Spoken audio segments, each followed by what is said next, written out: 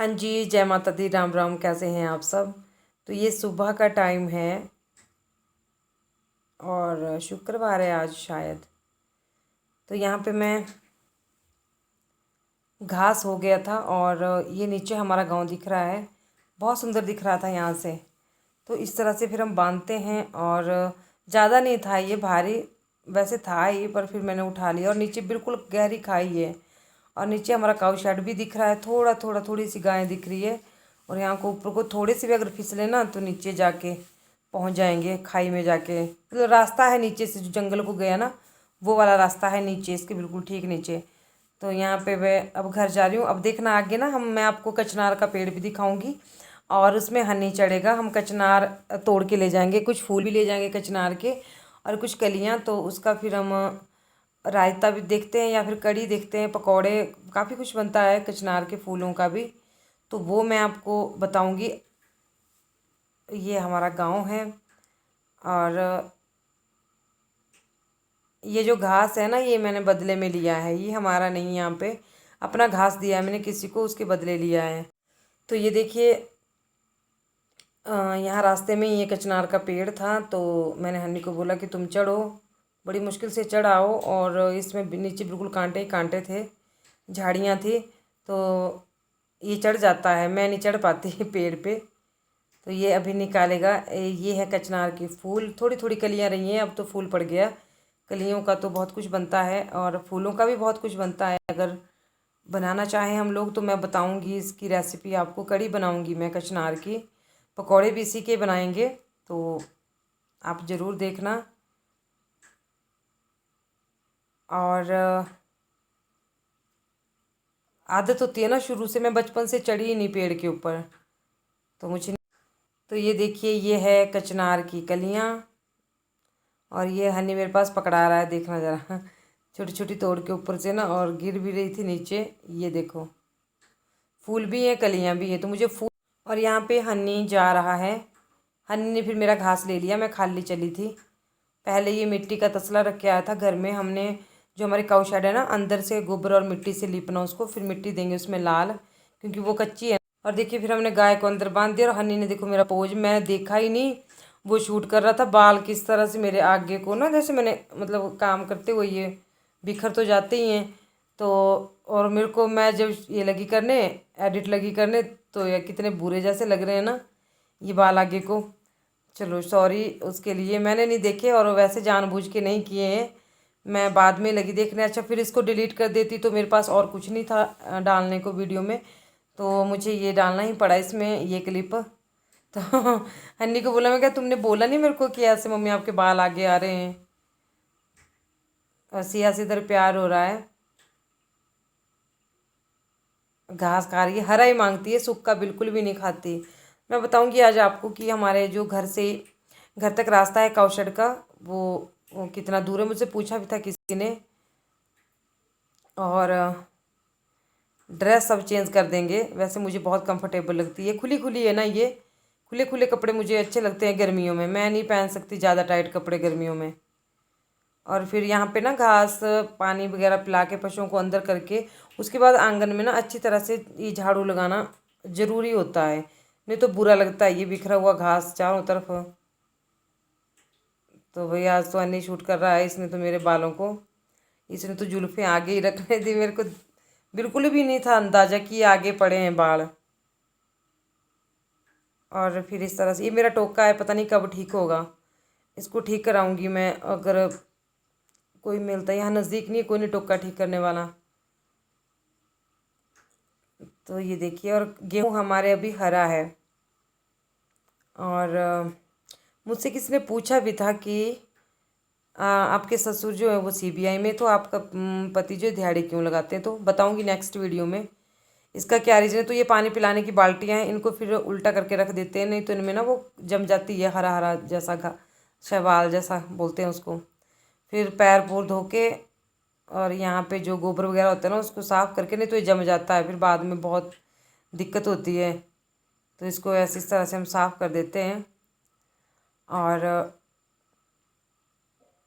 हाथ तो फिर घर में धोऊंगी, घर में जाके भी धोऊंगी पैर, पर अभी इसमें ना वो कीचड़ लगा था तो मैंने तो फिर अब चले हमें और हनी घर को। ये इसके टावल में लेके आई थी मैं, ये ले गया था ना, मतलब नहाने का नहीं है ये ऐसे ही मतलब जैसे घास वगैरह लाना हो तो सिर पे रखने के लिए, मुंडासा जिसको बोलते हैं, उसके लिए रखा हुआ है। तो इसमें ले आई थी मैं, जब हम आए थे ना ऊपर से, हम कुछ नहीं लेके गए थे। बस अब इनको फिर अच्छी तरह से धोएंगे। और ये तसला गाय का है, इसमें फीड लाते हैं। तो ज़्यादा दूर नहीं है हमारा जो है घर, काऊ शेड से बीच में 2-3 घर आते हैं। और ऐसी काऊ शेड होती है हमारे। तो हनी देखो आज कैमरामैन बना हुआ है और किस तरह से शूट कर रहा है, अब देखते रहिए। अब मेरे को बोलता है मम्मी आपको नहीं आता शूट करने। मैंने बोला फिर तुम कर दिया करो ना रोज़।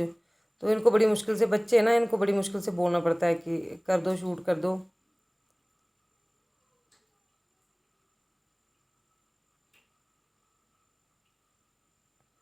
तो ये जेठ जी का घर है। हाँ, ये भी पूछा था किसी ने कि तुम्हारा घर छोटा क्यों है, पता नहीं क्या। तो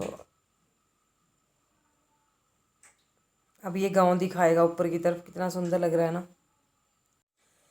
तो यहाँ पे आज मैं सूट सूट काट रही हूँ और ये भी ब्लू ही है।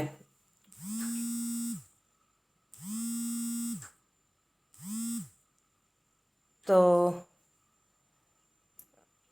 ये सूट जो है, अब मैं कैसे समझाऊँ आपको कि कैसे काटते हैं, मुझे कहा भी था किसी ने। तो ये मैं अभी ना नाप ले रही हूँ अपनी कमीज़ का, जितना मेरा नाप है ना उतना मैं काट दूँगी इसको। उससे 2-3 इंच ज़्यादा ही काटना पड़ता है। और ये पीछे जो कपड़े रखे हैं ना मैंने, ये छोटे करने को, कोई खोलने को टाइट हो चुके हैं तो ऐसे रखे हैं, इसलिए मैंने धो के रखे हैं ऊपर। तो इनको मैं फिर बाद में हटा दूँगी। आज निकाले थे मैंने, मशीन निकाली थी, मैं कहा चलो इनको भी ठीक कर देंगे, फिर काफ़ी हो जाएंगे घर में पहनने को, काफ़ी कपड़े हो जाएंगे। जो पुराने कपड़े थे ना उनको खुला कर दूँगी। तो ये यहाँ पे मैं घेरे का नाप ले रही हूँ अब। जितना मैंने घेरा रखना ऊपर तक उतना ही नाप लेना, उतना ही काटना। अब मेरा ये है नहीं, नहीं तो मैं आपको अच्छी तरह समझाती। तो मुझे नहीं आता ऐसे समझाने की कैसे काटते हैं। बस यहाँ तक काट दिया। और ये हो गया घेरा। 26 इंच रखा मैंने।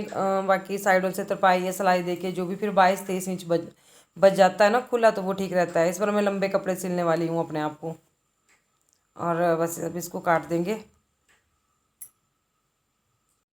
तो ये मैंने कलियाँ काट दी, कमीज में काट चुकी हूँ, बाजू नहीं मैंने अभी निकाले हैं। तो ये बेल्ट अलग होगी इसकी, और नीचे जो ये कलियाँ अलग होगी। तो ये इनको मैंने 36 इंच सलवार है, तो उसके बाद फिर जैसे 39 पे इसका ड्राफ्ट करना पड़ता है, ड्राफ्ट। तो मैं इनको नाप रही थी, 32 इंच कलियाँ रखनी पड़ती है। और बाकी 30 इंच कलियाँ और 8 इंच जो है बेल्ट, क्योंकि 2 इंच जो बेल्ट है ना वो फिर उसमें चली जाती है नेफे में। और यहाँ से पहले मैं बाजू निकालूंगी, फिर मैं पौंचे निकालूंगी। पहले बाजू निकाल लेती हूँ ना, फिर पौंचे निकालूंगी। तो ये मैंने ज़्यादा ना वो नहीं, पटियाला सूट वो नहीं सलवार बनाई मैंने, क्योंकि घर पहनने के लिए पता क्या होता है, प्रॉब्लम आती है हमें। जैसे काम करना है तो मतलब वो हर कहीं जो है कीचड़ में या रोटी, मतलब दिक्कत आती है घर पहनने के लिए। मैं फुल पटियाला नहीं बनाती, मैं सैमी क्या बिल्कुल भी नॉर्मल सलवार डाल मतलब सिलती हूँ घर पहनने के लिए। तो इस तरह से ये मैं यहाँ पे बाजू बाजू काट रही हूँ। बाजू नहीं अपने बाजू नहीं काट रही हूँ, मतलब कपड़े में काट रही हूँ। फिर से बोल देगा कोई ये क्या बोल दिया, बाजू काट रही हूँ। नाप कर रही हूँ मतलब। और फिर यहाँ पे मैं सिलने लगी थी, और मैंने बस 1 घंटा सिले थे। और वहाँ पे लगा था तारक मेहता का उल्टा चश्मा, उसको भी देख रही थी, कैमरा भी देख रही थी। और ये मैंने वो जो मेरा फ्रॉक सूट था ना उसको भी ठीक करूँगी मैं। और साड़ी भी रखी है, इसका भी करूँगी कुछ। तो ये जब मशीन निकालती हूँ तो मैं सारे कपड़े निकाल के रखती हूँ, इसका भी करूँगी, इसका भी करूँगी, कहीं कुछ सोच के रखती हूँ। फिर पता है क्या, अगर मशीन के पास ही बैठना हो तो दिन के 2-3 सूट सिल आराम से हो जाते हैं। पर कितने काम होते हैं ना, इधर भी जाओ उधर भी जाओ। तो बस वहाँ बिजी हो रही थी मैं। तारक मेहता का उल्टा चश्मा लगा हुआ था और मेरे को बहुत हंसी आ रही थी।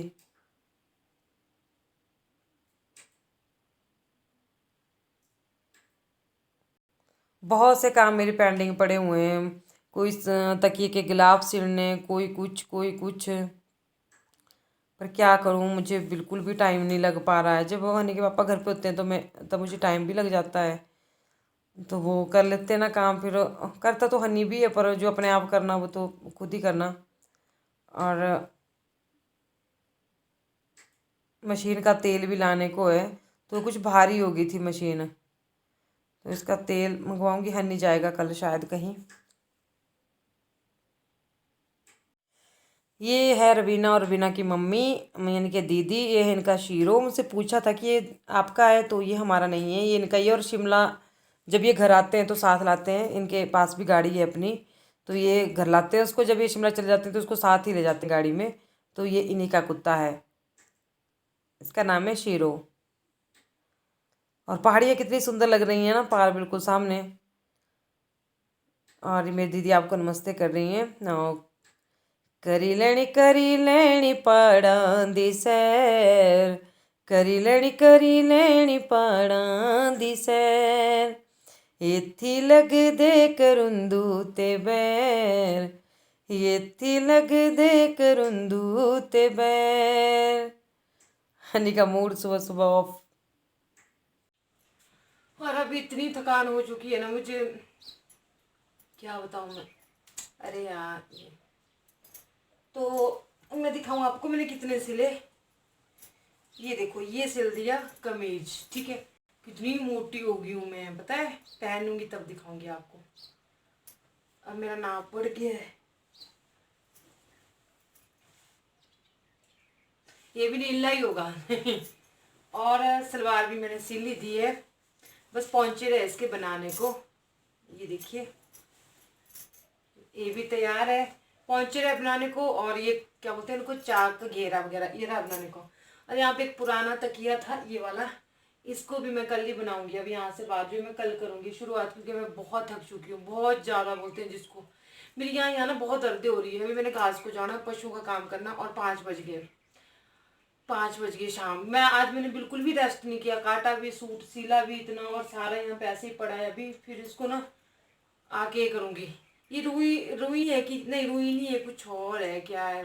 ये बड़ा पुराना होता था ना, ये फट गया था। ये देखो, अब मैं इसका दोबारा से भरूंगी, इसको धूप में रखूंगी ना।